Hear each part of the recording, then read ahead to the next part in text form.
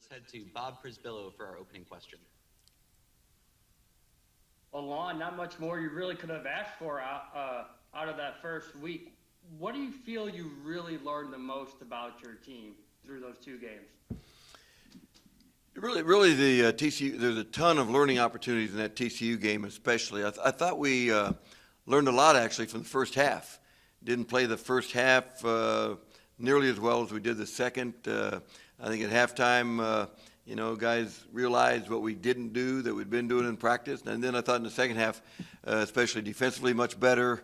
Covering the ball screen. I thought when we kind of covered it the way we wanted to in the first half, we were fine. And the times when we weren't in position to do that, it seemed like we had a lot of breakdown. Second half, not so much. Much better, much more solid. But learning the guys again. For the second game, on the road, a conference game. I think you're right. We couldn't have asked for much more. In terms of getting the result we wanted, but also learning a lot from that game. Then heading into Wednesday, first real road trip, you get all worried about your protocols, about the safety or anything of that nature? Well, concerned for sure to keep doing what we need to do. That is going to be the case all year. You can't have any casual moments where, all right, we've been safe for a couple weeks, 3 weeks, whatever. So now we can go, hang out at a party or something. We got to continue to do the things that we know give us a better chance to avoid any, bad results. So we'll be worried, concerned, whatever the word is, about that all year long. That's the nature of the COVID season. It's going to be basketball season is going to be like that.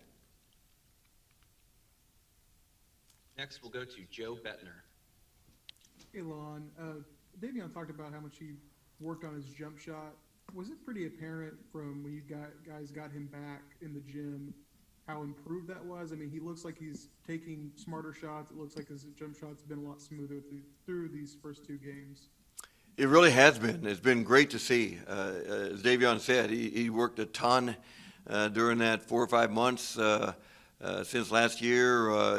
No one's putting more time in than Davion is in the gym. So great to see him get those results. We need that from him. Then when he's able to make that three, now he can rip and drive and get to the rim as he did a couple times last night. So, great to see that out of Davion. I'm curious. He obviously, kind of worked in and out of a starting role last season, but you just prefer him at that sixth spot coming off the bench? We'll have a lot of different starting lineups with this group. Would imagine, probably slip Davion in there on Wednesday, based on what he did last night especially. But we'll have a lot of different lineups. But again, coming off the bench, he gave us a big lift in both ball games for sure. Thanks, Lon. Yep. We'll head to Eric Bailey next. Hey, Lon, I know it's only been 2 games, but how has Trey Phipps really acclimated himself to the college game? And is it a good start for a freshman, especially after going through the COVID year and everything being limited? Especially a good start, absolutely. Trey seems comfortable. He's a shooter. He's a guy that's done that all his life. And I've really been pleased that, he's really taken on the same role here as he did in high school. So he didn't step back and say, maybe I shouldn't be doing this. I mean, his mentality is to catch it and shoot it, which has made him effective throughout his life and throughout his basketball career. And that will be what makes him effective here at Oklahoma. So I think he's made that transition very smoothly. How deep have you gone into Xavier's scouting, and what impresses you about this Xavier basketball team? Yeah, they're a good team. They're a deep team. They've got 3 guys back for their game last night that they hadn't had, in their previous 5. They've got good size. Their big guys are good pick and pop shooters. They've got wings that can post. They've got the whole package. They do a great job defensively. Now we've got good depth. So they're a good basketball team. They're 6-0 for a reason, and it'll be a big challenge. Thank you, Lon. You bet. We're going to go to Josh Callaway next. Lon, just wondering, what have you seen from Kerr so far this season? Obviously, he's a big guy. He can block shots and get rebounds, but he's scoring the basketball pretty well so far. Him and Austin seem to have a good, repertoire relationship out there. What are some things you're seeing with him so far? Kerr continues to make really good strides. I thought, again, in the second half, much more effective than he was in the first half. And I think the biggest thing for Kerr is just in this new expanded role that he gets some repetitions. He's had 2 ball games really with the role of higher expectations, both defensively and offensively. And I think with time, he'll just keep getting better. He's very skilled. He's making that mid-range jumper. A couple of finishes from Austin last night were very skilled for a 6'10" guy, especially at the rim.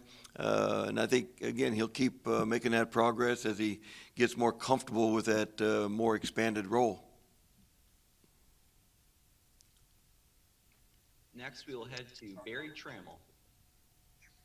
Yeah, Lon, first 2 games, Austin has had the bulk of the ball handling duties. Do you envision him as the season-long point guard and the guy you're going to run this team through with his circumstances? No, he's a led point to that guard. decision? Yeah, he's a point guard. He just needs the ball in his hands because he keeps pressure on the defense all the time. For him to play 37 minutes and score 32 and have 9 assists and 1 turnover is really, really unbelievable numbers. Because to have the ball in his hands that much, to be put in a situation where he's got to make decisions to deliver it, to shoot it, distribute, and only turn it over once, just a terrific performance. But he's got that ability. He's got that feel for the game. And too, when Austin's out, Davion moves over to the point. When Austin and Davion are in there together, it frees Davion to rip and drive and play off of Austin, which he's been awfully comfortable doing that in Davion's role too. When did you realize or see that Austin had that skill set? Is that something you knew when he came in from Wichita? Is that something you saw after he got on campus? During his redshirt year, he worked a lot. He came kind of with reputation because of his role at Wichita State of being a catch-and-shoot guy, and he did that very well. But during that redshirt year, he really worked on attacking off the dribble and making plays off the dribble. I think at that time we saw that capability. And Austin's, I think, thought of himself and in his mind been a point guard all his life. In high school, I think even though he didn't always play the point position, I think he thought it like a point guard. He sees it like a point guard and has the skills to be a point guard.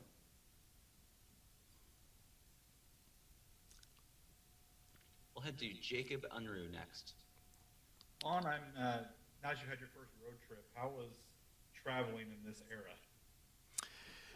Different from normal, for sure. We take 2 buses instead of 1. We got, just to keep guys apart and distanced from each other. The meals, of course, are, we're spaced out. We're social distancing all the time, wearing masks all the time. Obviously, it's, there's not any sightseeing, not that there is, in a typical conference game, but sometimes in non-conference, if you go to someplace, you maybe take in a sight or 2 from an experience standpoint, and there's none of that on the horizon. So different for sure, but that's the way it is, and guys will adjust to that. So with that, have you noticed the crowds much, the difference in that? Well, for sure. There wasn't a big crowd there last night. There's not going to be a big crowd anywhere, I guess. At our home games, there's not going to be a big crowd. I think in a case like yesterday, when you asked that question, is the first time I thought about a crowd even being there. It wasn't like there was any influence on the game from a crowd standpoint. So that'll be different for sure. And real quick, what's it like coaching with the spread out bench?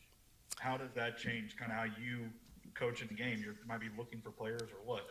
Well, that's for sure. You're looking down the bench, and you got to find out which seat they're located in, because they all go to the same seat every time, same chair every time, for safety reasons. But communication is a little bit more difficult. You're not able to just turn over your shoulder and talk to 3 or 4 of them at once. You have to walk around and they're in mask, and you're in a mask, so you have to make sure you get close enough, to communicate and to hear each other.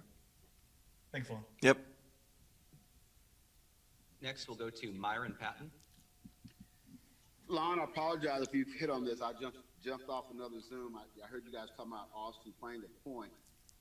Is this it all kind of like, I go back to your 2016 team when people kind of looked at Jordan Woodard, he's your point, but you put Isaiah Cousins on point and Woodard played off the ball, and obviously that was a great team or whatever.